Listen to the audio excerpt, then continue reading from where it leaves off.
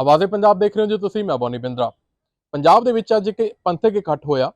ਉਹਦੇ ਵਿੱਚ ਸ਼੍ਰੋਮਣੀ ਅਕਾਲੀ ਦਲ ਬਾਦਲ, ਸ਼੍ਰੋਮਣੀ ਅਕਾਲੀ ਦਲ ਅੰਮ੍ਰਿਤਸਰ ਤੇ ਹੋਰ ਜਿਹੜੀਆਂ ਸਿੱਖ ਜਥੇਬੰਦੀਆਂ ਨੇ ਵੱਖੋ-ਵੱਖ ਉਹ ਜੁੜੀਆਂ। ਨਾਲ ਹੀ ਇਹਨਾਂ ਦੇ ਵਿੱਚ ਬਲਦੇਵ ਸਿੰਘ ਸਿਰਸਾ ਹੋਣੀ, ਜੋ ਕਿ ਕਿਸਾਨ ਅੰਦੋਲਨ ਦੇ ਵੇਲੇ ਬੜੀ ਜ਼ਿਆਦਾ ਚਰਚਾ ਦੇ ਵਿੱਚ ਰਹੇ ਸੀ, ਉਹ ਵੀ ਜੁੜੇ।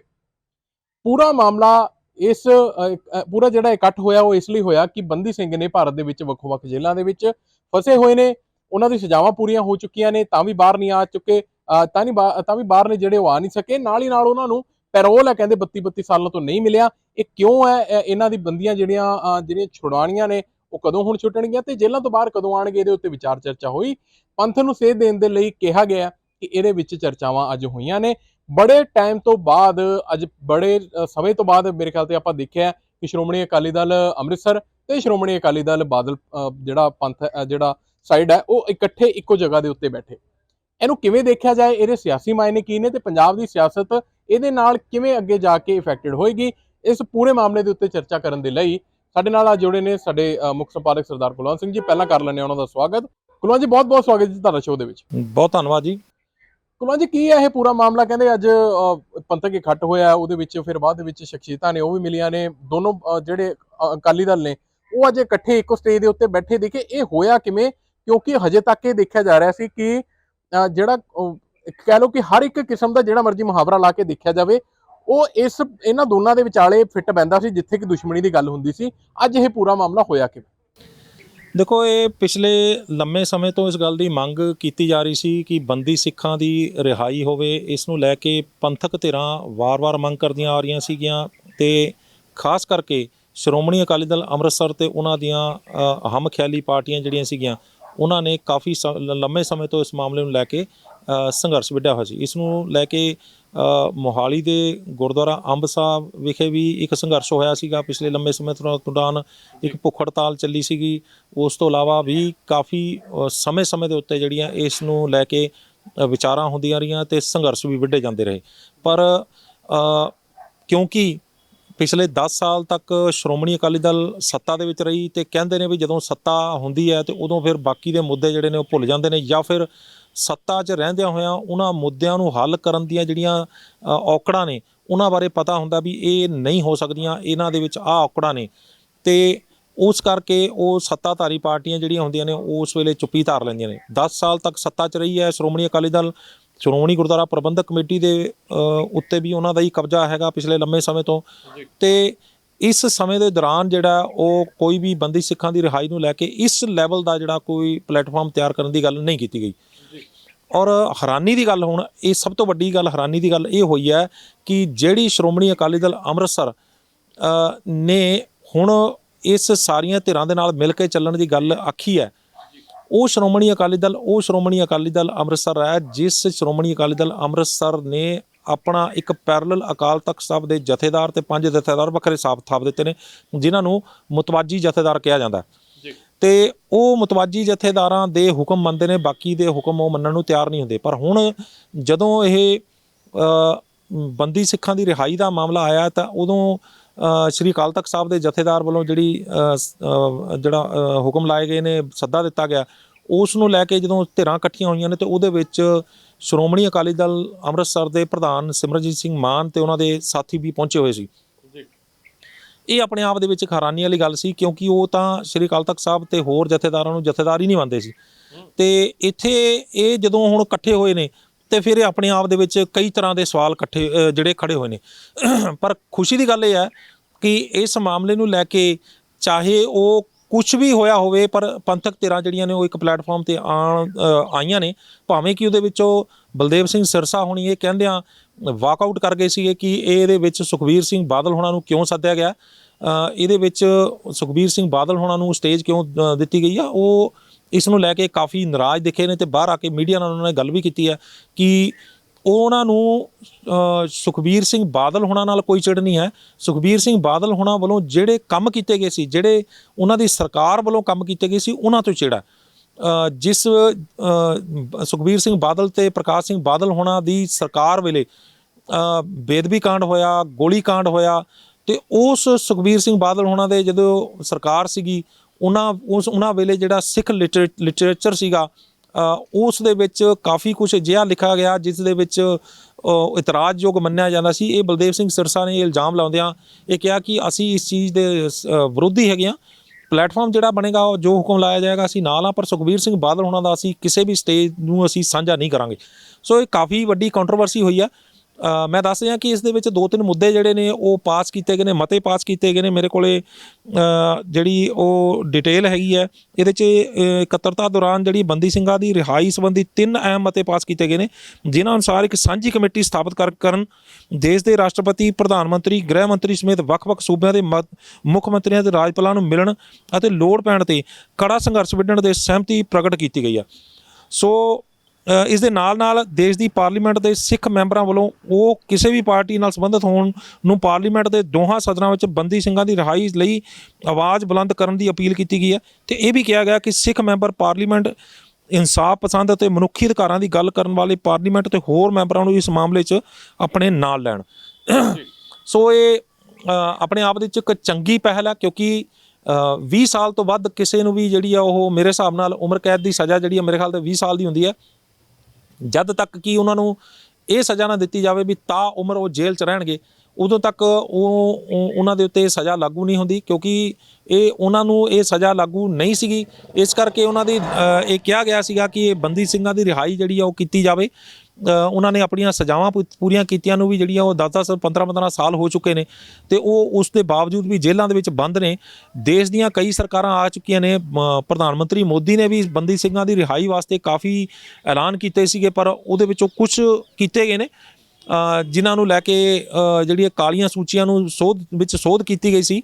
ਪਰ ਬੰਦੀ ਸਿੰਘਾਂ ਦੀ ਰਿਹਾਈ ਵੇਲੇ ਜਿਹੜਾ ਉਹ ਸਾਰਾ ਸਿਸਟਮ ਜਿਹੜਾ ਉਹ ਫਿਰ ਆ ਕੇ ਕਿਤੇ ਨਾ ਕਿਤੇ ਆ ਕੇ ਅਟਕ ਜਾਂਦਾ ਜੀ। ਕੁਲਵੰਤ ਜੀ, ਇੱਥੇ ਗੱਲ ਇਹ ਵੀ ਬਣਦੀ ਹੈ ਕਿ ਬੜੇ ਟਾਈਮ ਤੋਂ ਸ਼੍ਰੋਮਣੀ ਅਕਾਲੀ ਦਲ ਦੀ ਜਿਹੜੀ ਸਰਕਾਰ ਰਹੀ ਆ, ਸੱਤਾ ਦੇ ਵਿੱਚ ਰਹੀ ਹੈ, 15 ਸਾਲ ਹੈ ਜਿਹੜਾ 84 ਤੋਂ ਬਾਅਦ ਦਾ ਉਹ ਸਮਾਂ ਸ਼੍ਰੋਮਣੀ ਅਕਾਲੀ ਦਲ ਕਾਬਜ਼ ਰਿਹਾ ਪੰਜਾਬ ਦੇ ਉੱਤੇ ਵੀ। ਤੇ ਬੜੀ ਵਾਰੀ ਇਹੋ ਜਿਹਾ ਵੀ ਹੋਇਆ ਕਿ ਪੰਜਾਬ ਦੇ ਵਿੱਚ ਤੇ ਸੈਂਟਰ ਦੇ ਵਿੱਚ ਦੋਨਾਂ ਦੀ ਸਰਕਾਰਾਂ ਇੱਕੋ ਟਾਈਮ ਦੇ ਉੱਤੇ ਰਹੀਆਂ ਨੇ। ਉਦੋਂ ਨਾ ਹੀ ਸ਼੍ਰੋਮਣੀ ਗੁਰਦੁਆਰਾ ਪ੍ਰਬੰਧਕ ਕਮੇਟੀ ਨੇ, ਨਾ ਹੀ ਸ਼੍ਰੋਮਣੀ ਅਕਾਲੀ ਦਲ ਬਾਦਲ ਨੇ, ਨਾ ਹੀ ਹੋਰ ਕਿਸੇ ਵੀ ਪੰਥਕ ਪਾਰਟੀ ਨੇ ਇਹ ਮਸਲਾ ਇੰਨੀ ਜ਼ੋਰਾਂ ਸ਼ੋਰਾਂ ਨਾਲ ਨਹੀਂ ਚੱਕਿਆ ਜਿਹੜਾ ਕਿ ਹੁਣ ਚੱਕਿਆ ਜਾ ਰਿਹਾ। ਇਸ ਤੋਂ ਇੰਨਾ ਹੀ ਨਹੀਂ, ਇਸ ਤੋਂ ਪਹਿਲਾਂ ਵੀ ਇਹ ਜਿਹੜਾ ਜਦੋਂ ਪਿਛਲੀ ਟਰਮ ਦੇਖ ਲੈਂਦੇ ਆ 17 ਤੋਂ 22 ਦੀ ਕੈਪਟਨ ਅਮਰਿੰਦਰ ਸਿੰਘ ਹੋਣਾ ਦੀ, ਉਦੋਂ ਵੀ ਇਹ ਮਸਲਾ ਵੀ ਜਿਹੜਾ ਅਖਬਾਰਾਂ ਤੋਂ ਵੀ ਗਾਇਬ ਸੀਗਾ ਤੇ ਚਰਚਾਵਾਂ 'ਚ ਵੀ ਗਾਇਬ ਸੀਗਾ। ਸ਼੍ਰੋਮਣੀ ਗੁਰਦੁਆਰਾ ਪ੍ਰਬੰਧਕ ਕਮੇਟੀ ਉਦੋਂ ਵੀ ਸੀਗੀ, ਅੱਜ ਵੀ ਹੈ।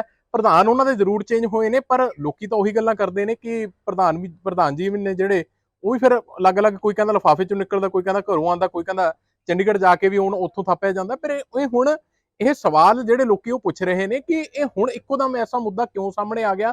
ਬੜੇ ਲੋਕੀ ਇਹ ਕਹਿਣ ਲੱਗੇ ਨੇ ਕਿ ਜਦੋਂ ਹੋ ਸੱਤਾ ਤੋਂ ਬਾਹਰ ਉਦੋਂ ਕਰੋ ਪੰਥ ਦੀ ਗੱਲ। ਬਿਲਕੁਲ ਇਹੀ ਗੱਲ ਹੈ ਕਿ ਸੱਤਾ ਤੋਂ ਬਾਹਰ ਹੁੰਦਿਆਂ ਹੀ ਪੰਥ ਦੀ ਗੱਲ ਜਿਹੜੀ ਆ ਉਹ ਯਾਦ ਆ ਜਾਂਦੀ ਹੈ। ਤੇ ਸੱਤਾ ਇੱਕ ਅਜਿਹੀ ਚੀਜ਼ ਹੈ ਜਿਸ ਨੂੰ ਹਾਸਲ ਕਰਨ ਲਈ ਬਹੁਤ ਸਾਰੇ ਵਾਅਦੇ ਕੀਤੇ ਜਾਂਦੇ ਨੇ, ਬਹੁਤ ਸਾਰੇ ਲਾਲਚ ਦਿੱਤੇ ਜਾਂਦੇ ਨੇ, ਬਹੁਤ ਸਾਰੀਆਂ ਜਿਹੜੀਆਂ ਚੀਜ਼ਾਂ ਨੇ ਉਹ ਦੁਹਰਾਈਆਂ ਜਾਂਦੀਆਂ ਨੇ। ਤੁਸੀਂ ਇੱਕ ਗੱਲ ਨੂੰ ਯਾਦ ਕਰੋ ਕਿ ਜਦੋਂ ਚੋਣਾਂ ਨੇੜੇ ਆਈਆਂ ਨੇ, ਸਰਦਾਰ ਪ੍ਰਕਾਸ਼ ਸਿੰਘ ਬਾਦਲ ਔਰ ਸੁਖਬੀਰ ਸਿੰਘ ਬਾਦਲ ਹੋਣਾ ਨੇ 1984 ਦੇ ਪੀੜਤਾਂ ਨੂੰ ਅੱਗੇ ਕਰਕੇ ਕਈ ਉਸ ਵੇਲੇ ਪ੍ਰਦਰਸ਼ਨ ਵੀ ਹੁੰਦੇ ਨੇ। ਜਦੋਂ ਵੀ ਕਿਤੇ ਸੱਤਾ ਦੀ ਗੱਲ ਆਉਂਦੀ ਹੈ ਜਾਂ ਚੋਣ ਪ੍ਰਚਾਰ ਕਰਨ ਦੀ ਗੱਲ ਆਉਂਦੀ ਹੈ ਤਾਂ ਉਹਦੇ ਵਿੱਚ ਪ੍ਰਕਾਸ਼ ਸਿੰਘ ਬਾਦਲ ਹੋਣਾ ਦੇ ਕੁਝ ਪੱਕੇ ਜੁਮਲੇ ਨੇ ਕਿ ਕਾਂਗਰਸ ਸਿੱਖਾਂ ਦੀ ਦੁਸ਼ਮਣ ਜਮਾਤ ਹੈ।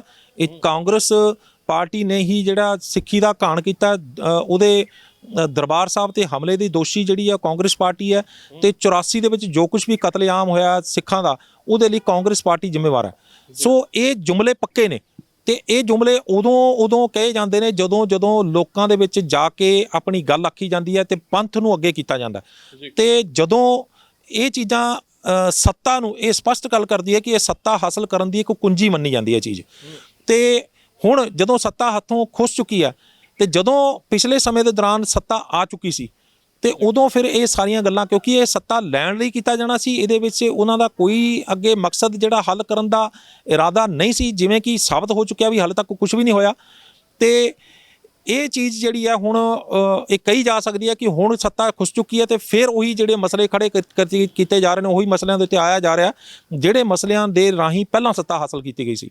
ਪੰਥ ਖਤਰੇ ਵਿੱਚ ਹੈ, ਬੰਦੀ ਸਿੱਖਾਂ ਦੀ ਰਿਹਾਈ, 84 ਦੇ ਦੰਗੇ ਜਾਂ ਇਸ ਤਰ੍ਹਾਂ ਦਾ ਜੋ ਵੀ ਮਸਲੇ ਹੋਣਗੇ ਉਹ ਸਾਰੇ ਜਿਹੜੇ ਚੱਕੇ ਜਾਣਗੇ, ਸਿੱਖੀ ਨੂੰ ਮੂਹਰੇ ਕੀਤਾ ਜਾਏਗਾ। ਇਹ ਆਪਣੇ ਆਪ ਦੇ ਵਿੱਚ ਇੱਕ ਸੱਤਾ ਨੂੰ ਹਾਸਲ ਕਰਨ ਦੀ ਕੁੰਜੀ ਦੇ ਵਜੋਂ ਇਹ ਦੁਬਾਰਾ ਦੋਸ਼ ਲੱਗ ਰਹੇ ਨੇ।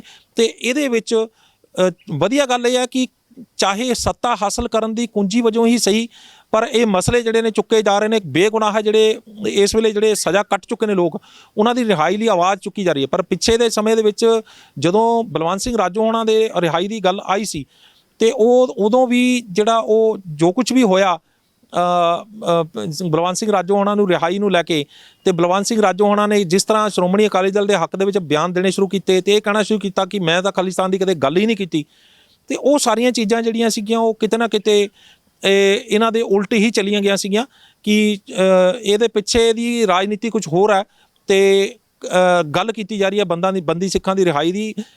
ਸ਼੍ਰੋਮਣੀ ਅਕਾਲੀ ਦਲ ਅੰਮ੍ਰਿਤਸਰ ਵਾਲਿਆਂ ਨੇ ਪਿਛਲੇ ਦੇ ਸਮੇਂ ਦੇ ਵਿੱਚ ਸਾਰੀਆਂ ਜੇਲ੍ਹਾਂ ਦੇ ਬਾਹਰ ਵੀ ਪ੍ਰਦਰਸ਼ਨ ਕਰਨ ਦੀ ਗੱਲ ਕੀਤੀ ਸੀ, ਤੇ ਉਦੋਂ ਵੀ ਜਦੋਂ ਗੱਲ ਕੀਤੀ ਗਈ ਸੀ ਪਟਿਆਲਾ ਜੇਲ੍ਹ ਦੇ ਬਾਹਰ ਪ੍ਰਦਰਸ਼ਨ ਦੀ, ਤਾਂ ਉਦੋਂ ਇਹ ਬਲਵੰਤ ਸਿੰਘ ਰਾਜੋਆਣਾ ਨੇ ਵੀ ਇਹ ਕਹਿੰਦਿਆਂ ਸ਼੍ਰੋਮਣੀ ਅਕਾਲੀ ਦਲ ਅੰਮ੍ਰਿਤਸਰ ਵਾਲਿਆਂ ਨੂੰ ਇਹ ਮਨਾ ਕਰਤਾ ਸੀ ਵੀ ਅਸੀਂ ਤੁਹਾਡੇ ਤੋਂ ਮੈਨੂੰ ਕੋਈ ਉਮੀਦ ਨਹੀਂ ਹੈ ਤੇ ਤੁਹਾਡਾ ਸਾਡੇ ਨਾਲ ਕੋਈ ਸੰਬੰਧ ਨਹੀਂ।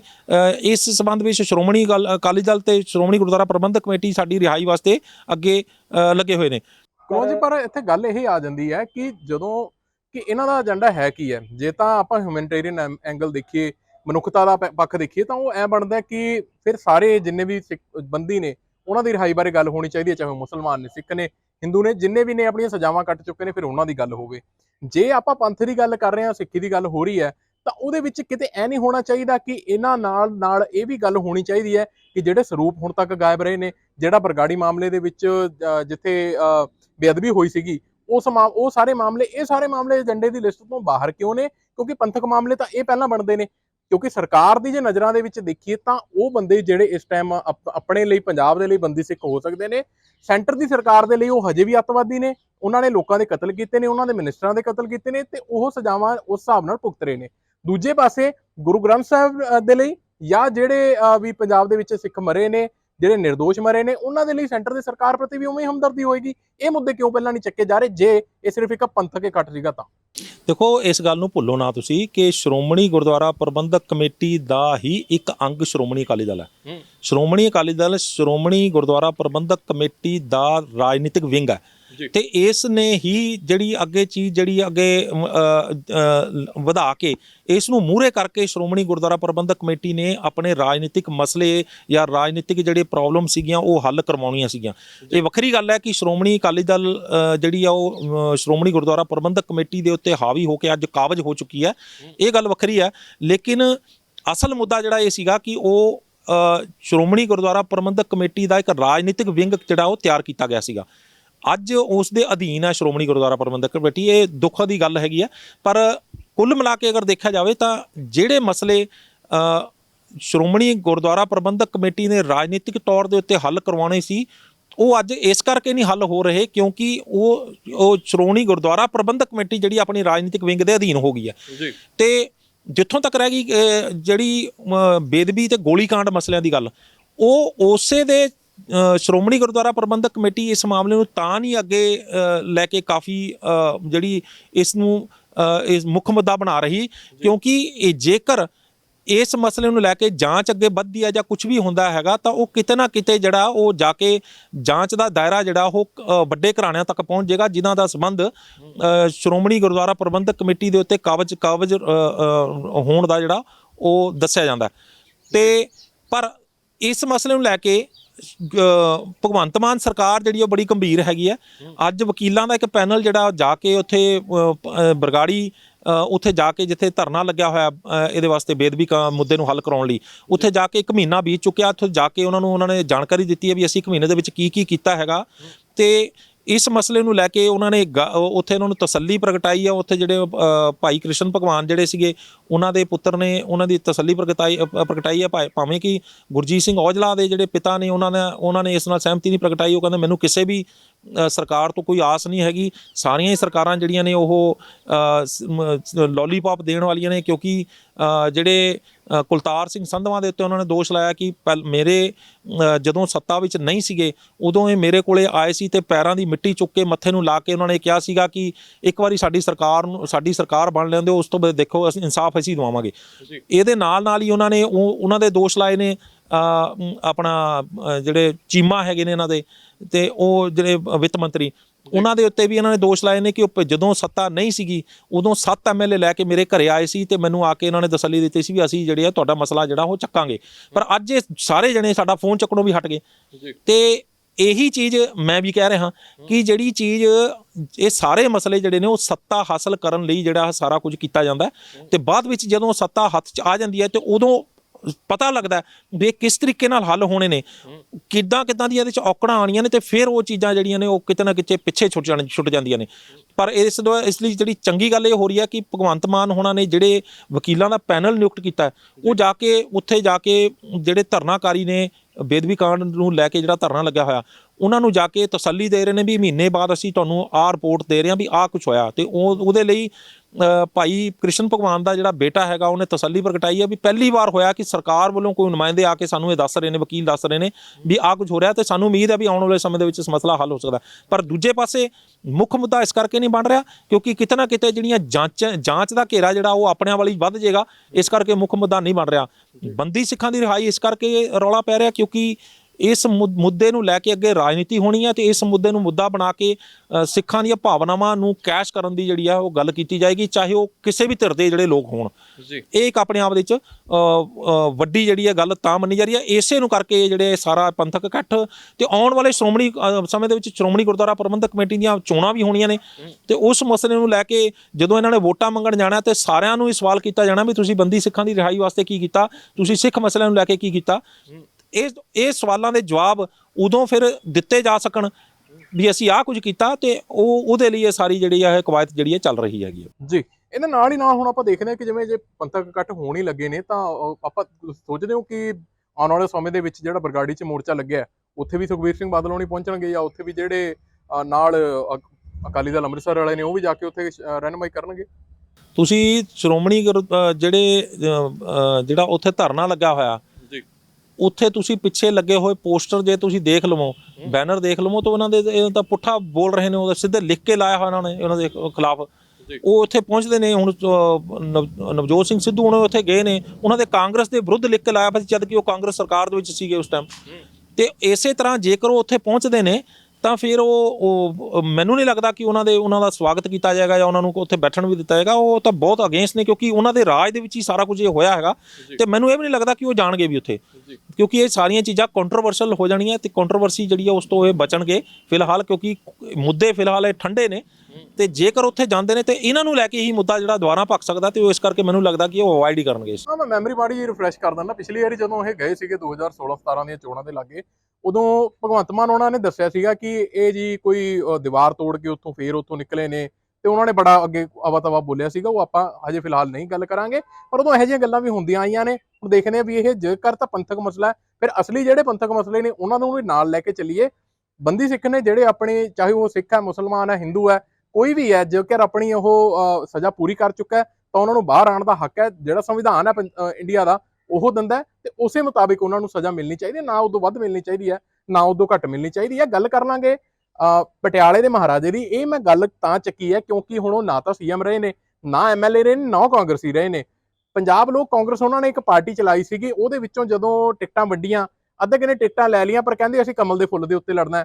ਹੁਣ ਗੱਲ ਸਾਹਮਣੇ ਇਹ ਆਈ ਹੈ ਕਿ ਉਹਨਾਂ ਨੇ ਆਪ ਜਦੋਂ ਇਲੈਕਸ਼ਨ ਲੜਨੇ ਸੀਗੇ ਉਦੋਂ ਵੀ ਇੱਕ ਸ਼ਰਾਬ ਦੇ ਠੇਕੇਦਾਰ ਕੋਲੋਂ ਕੁਝ ਲੱਖ ਰੁਪਏ ਦੀ ਜਿਹੜੀ ਜਮ੍ਹਾਂ ਪੂੰਜੀ ਆ ਉਹ ਲੈ ਕੇ ਉਹਦੇ ਤੋਂ ਲੋਨ ਲੈ ਕੇ ਤੇ ਉਸ ਤੋਂ ਬਾਅਦ ਇਲੈਕਸ਼ਨਾਂ ਲੜੀਆਂ ਨੇ।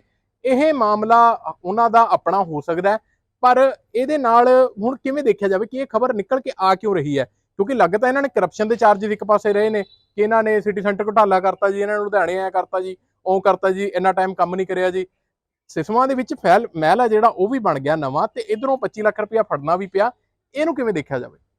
ਦੇਖੋ ਇਹ ਮਾਮਲਾ ਇਸ ਤਰ੍ਹਾਂ ਨਹੀਂ ਹੈਗਾ ਕਿ ਇਹ ਮਾਮਲਾ ਹੁਣ ਉਹੀ ਉੱਠ ਗਿਆ ਹੈਗਾ। ਇੱਕ ਜਾਂਚ ਦੇ ਮਾਮਲੇ ਦੇ ਵਿੱਚ ਜਿਹੜਾ ਉਹਨਾਂ ਨੇ ਇਹ ਸਾਰੀ ਚੀਜ਼ ਜਿਹੜੀ ਜਾਣਕਾਰੀ ਦਿੱਤੀ ਹੈਗੀ ਹੈ ਵੀ ਇਹ 39 ਲੱਖ ਰੁਪਏ ਮੇਰਾ ਖਰਚਾ ਹੋਇਆ ਸੀ ਇਹਦੇ 'ਚ ਚੋਣ ਦੇ ਵਿੱਚ, ਜਿਹਦੇ ਵਿੱਚੋਂ 25 ਲੱਖ ਰੁਪਇਆ ਜਿਹੜਾ ਸੀਗਾ ਉਹ ਅਸੀਂ ਇੱਕ ਸ਼ਰਾਬ ਦੇ ਠੇਕੇਦਾਰ ਦੇ ਉੱਤੋਂ ਕੁਝ ਰਕਮ ਜਿਹੜੀ ਉਧਾਰ ਲਈ ਸੀ ਉਹਨਾਂ ਤੋਂ ਤੇ ਉਹਦੇ ਲੈ ਕੇ ਜਿਹੜਾ ਇਹ ਚੋਣ ਲੜੀ ਗਈ ਆ। ਤੁਸੀਂ ਜਿੱਥੋਂ ਤੱਕ ਗੱਲ ਕੀਤੀ ਹੈ ਵੀ ਇਹ ਜਿਹੜਾ ਚੋਣ ਲੜੀ ਗਈ ਹੈ ਨਾ ਉਹ ਸੀਐਮ ਰਹੇ ਨੇ ਤੇ ਨਾ ਉਹ ਐਮਐਲਏ ਰਹੇ ਨੇ, ਉਹ ਪਟਿਆਲੇ ਦੇ ਮਹਾਰਾਜੇ ਦੀ ਗੱਲ ਕਰੀ ਤਾਂ ਮਹਾਰਾਜਾ ਸ਼ਾਹੀ ਵੀ ਜਿਹੜੀ ਮੈਨੂੰ ਲੱਗਦਾ ਕਾਫੀ ਦੇਸ਼ ਆਜ਼ਾਦ ਹੋਣ ਤੋਂ ਬਾਅਦ ਜਿਹੜੀ ਉਹ ਰਾਜਾ ਸ਼ਾਹੀ ਖਤਮ ਹੋ ਚੁੱਕੀ ਹੈ। ਉਹ ਹਾਂ ਪ੍ਰਿੰਸਲੀ ਸਟੇਟਸ ਖਤਮ ਹੋ ਚੁੱਕੀਆਂ ਨੇ ਤੇ ਉਹ ਮਹਾਰਾਜਾ ਵੀ ਕਹਿਣਾ ਉਹਨਾਂ ਨੂੰ ਜਿਹੜਾ ਅਕੋਰਡਿੰਗ ਟੂ ਲਾਅ ਜਿਹੜਾ ਉਹ ਮੈਨੂੰ ਨਹੀਂ ਲੱਗਦਾ ਠੀਕ ਹੋਣਾ, ਭਾਵੇਂ ਕਿ ਰਿਸਪੈਕਟ ਵਜੋਂ ਜਿਹੜੇ ਅੱਜ ਸਾਰੀ ਦੁਨੀਆ ਉਹਨਾਂ ਨੂੰ ਪਟਿਆਲੇ ਦੇ ਲੋਕ ਜਿਹੜੇ ਉਹਨਾਂ ਨੂੰ ਪਿਆਰ ਕਰਨ ਵਾਲੇ ਉਹਨਾਂ ਨੂੰ ਮਹਾਰਾਜਾ ਸਾਹਿਬ ਹੀ ਕਹਿੰਦੇ ਨੇ, ਪਰ ਕਾਨੂੰਨੀ ਤੌਰ ਤੇ ਉਹ ਮਹਾਰਾਜਾ ਸ਼ਾਹੀ ਵੀ ਜਿਹੜੀ ਆ ਉਹ ਖਤਮ ਹੋ ਚੁੱਕੀ ਆ। ਤੇ ਜਿੱਥੋਂ ਤੱਕ ਰਹਿ ਗਈ ਗੱਲ ਉਹਨਾਂ ਵੱਲੋਂ ਚੋਣ ਲੜਨ ਦੀ ਤੇ ਉਹਨਾਂ ਵੱਲੋਂ 25 ਲੱਖ ਰੁਪਏ ਦੀ ਗੱਲ ਕਰਨ ਦੀ, ਇਹ ਮਸਲਾ ਜਿਹੜਾ ਆਪਾਂ ਨਹੀਂ ਗੱਲ ਕਰ ਰਹੇ, ਇਸ ਮਸਲੇ ਨੂੰ ਵਿਰੋਧੀ ਧਿਰਾਂ ਵੀ ਜਿਹੜੀਆਂ ਨੇ ਉਹ ਬੜੇ ਚਟਕਾਰੇ ਲੈ ਕੇ ਗੱਲ ਕਰ ਰਹੀਆਂ ਨੇ ਵੀ ਜਿਹੜੇ ਸਿਸਵਾਂ ਵੱਡਾ ਵਰਗਾ ਫਾਰਮ ਬਣਵਾ ਸਕਦੇ ਨੇ, ਜਿਹੜਾ ਐਡੀਆਂ ਪ੍ਰਾਪਰਟੀਆਂ ਦੇ ਮਾਲਕ ਹੋ ਸਕਦੇ ਨੇ, ਉਹ ਉਹਨਾਂ ਨੂੰ 25 ਲੱਖ ਰੁਪਇਆ ਜਿਹੜਾ ਉਹ ਲੋਨ ਲੈ ਕੇ ਚੋਣ ਲੜਨੀ ਤੇ ਆਪਣੇ ਆਪ ਦੇ ਵਿੱਚ ਇੱਕ ਵੱਡੀ ਗੱਲ ਹੈ। ਤੇ ਨਾਲ ਇੱਕ ਜਿਹੜੀ ਸਿਆਸੀ ਚੁੰਡੀ ਵੱਢੀ ਗਈ ਹੈ ਉਹ ਇਹ ਵੱਢੀ ਗਈ ਹੈ ਕਿ ਇਹ ਉਹੀ ਲੋਕ ਨੇ ਜਿਹੜੇ ਕਿ ਪਹਿਲਾਂ ਇਹੋ ਜਿਹੇ ਬੰਦਿਆਂ ਕੋਲੋਂ ਪੈਸੇ ਫੜ ਲੈਂਦੇ ਨੇ ਚੋਣ ਲੜਨ ਵਾਸਤੇ, ਤੇ ਫਿਰ ਬਾਅਦ ਵਿੱਚ ਜਦੋਂ ਸੱਤਾ ਆ ਜਾਂਦੀ ਹੈ ਤੇ ਫਿਰ ਉਹਨਾਂ ਨੂੰ ਹੀ ਉਸ ਚੀਜ਼ ਦਾ ਲਾਭ ਦਿੱਤਾ ਜਾਂਦਾ ਜਿਸਦੇ ਕਰਕੇ ਜਿਹੜਾ ਉਹਨਾਂ ਨੂੰ ਫਾਇਦਾ ਹੁੰਦਾ ਹੈ ਉਸ ਚੀਜ਼ ਦਾ। ਤੇ ਇਹ ਚੀਜ਼ ਸ਼ਰਾਬ ਦੇ ਘਾਟਾ ਜਿਹੜਾ ਉਸ ਨੂੰ ਇਸੇ ਨਜ਼ਰ ਨਾਲ ਦੇਖਿਆ ਜਾ ਰਿਹਾ ਵੀ ਅਜਿਹੇ ਮਸਲੇ ਹੁੰਦੇ ਨੇ ਤਾਂ ਕਰਕੇ ਜਿਹੜੇ ਸ਼ਰਾਬ ਜਿਹੜੀ ਆ ਉਹ ਸ਼ਰਾਬ ਦਾ ਮਾਲੀਆ ਜਿਹੜਾ ਉਹ ਘੱਟ ਆ ਰਿਹਾ। ਇਹ ਆਪਣੇ ਆਪ ਦੇ ਵਿੱਚ ਇੱਕ ਵੱਡਾ ਜਿਹੜਾ ਉਹ ਮਿਹਣਾ ਵੱਜਿਆ ਜਿਹੜਾ ਕੈਪਟਨ ਅਮਰਿੰਦਰ ਸਿੰਘ ਉਹਨਾਂ ਨੂੰ 25 ਲੱਖ ਰੁਪਇਆ ਉਹਨਾਂ ਵੱਲੋਂ ਫੜਿਆ ਗਿਆ, ਇਹ ਦਿਖਾਇਆ ਗਿਆ ਕਾਗਜ਼ਾਂ ਦੇ ਵਿੱਚ। ਤੇ ਹੁਣ ਜਿਹੜਾ ਰੌਲਾ ਪਿਆ ਇਹ ਕਿਤੇ ਨਾ ਕਿਤੇ ਉਹਨਾਂ ਦੇ ਅਗੇਂਸਟ ਜਾ ਰਹੀ ਹੈ ਸਾਰੀ ਗੱਲ, ਕਿਉਂਕਿ ਹੁਣ ਇਹ ਸੱਤਾ ਤੋਂ ਬਾਹਰ ਨੇ।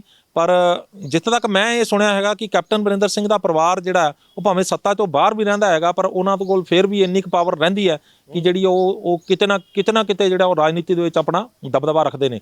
ਤੇ 25 ਲੱਖ ਰੁਪਈਏ ਦਾ ਜਿਹੜਾ ਮਸਲਾ ਹੈਗਾ ਉਹ ਆਉਣ ਵਾਲੇ ਸਮੇਂ ਦੇ ਵਿੱਚ ਜਾਂਚ ਹੋ ਸਕਦੀ ਹੈ ਵੀ ਉਹ 25 ਲੱਖ ਰੁਪਈਏ ਦਾ ਕੀ ਸਿਸਟਮ ਸੀਗਾ, ਕਿਉਂ ਲਿਆ ਗਿਆ ਤੇ ਅੱਗੇ ਉਹਨਾਂ ਨੂੰ ਕੀ ਲਾਭ ਦਿੱਤਾ ਜਾਣਾ ਚਾਹੀਦਾ ਸੀਗਾ। ਇਸ ਚੀਜ਼ ਨੂੰ ਲੈ ਕੇ ਮੰਗ ਉੱਠ ਰਹੀ ਹੈ ਵੀ ਇਹਨਾਂ ਦੀ ਜਿਹੜੀ ਆ ਉਹ ਜਾਂਚ ਕਰਵਾਈ ਜਾਵੇ। ਇਹ ਆਪਣੇ ਆਪ ਦੇ ਵਿੱਚ ਇੱਕ ਅੱਜ ਦੀ ਜਿਹੜੀ ਆ ਚਰਚਾ ਦਾ ਇੱਕ ਮੁੱਖ ਵਿਸ਼ਾ ਇਹ ਵੀ ਹੈਗਾ ਜੀ। ਚਲੋ ਬਾਕੀ ਕੁਝ ਹੋਵੇ ਨਾ ਹੋਵੇ, ਜਾਂਚ ਜਿਸ ਤਰ੍ਹਾਂ ਹੋਣੀ ਹੈ ਉਵੇਂ ਕਾਨੂੰਨੀ ਆਪਣੇ ਆਪ ਹੋਣੀ ਹੈ। ਜਿਹੜੇ ਸ਼ਰਾਬ ਦਾ ਠੇਕੇਦਾਰ ਆ ਉਹ ਤਾਂ ਕੱਛਾ ਵਜਾਉਂਦਾ ਹੋਣਾ ਕਿ ਚੱਲ 25 ਦਾ ਵਾਪਸ ਆਣਗੇ, ਬਾਕੀ ਦੀ ਖੈਰ ਹੈ। ਕੁਲਵੰਤ ਤੁਸੀਂ ਪੂਰੇ ਸ਼ੋਅ ਦੇ ਵਿੱਚ ਚਰਚਾ ਕਰੀ ਜੀ, ਸਾਰੀ ਗੱਲਾਂ ਬਾਰੇ ਪੂਰੀ ਖੋਲ ਕੇ ਗੱਲਬਾਤ ਕੀਤੀ, ਬਹੁਤ ਧੰਨਵਾਦ ਜੀ ਤੁਹਾਡਾ। ਸ਼ੁਕਰੀਆ।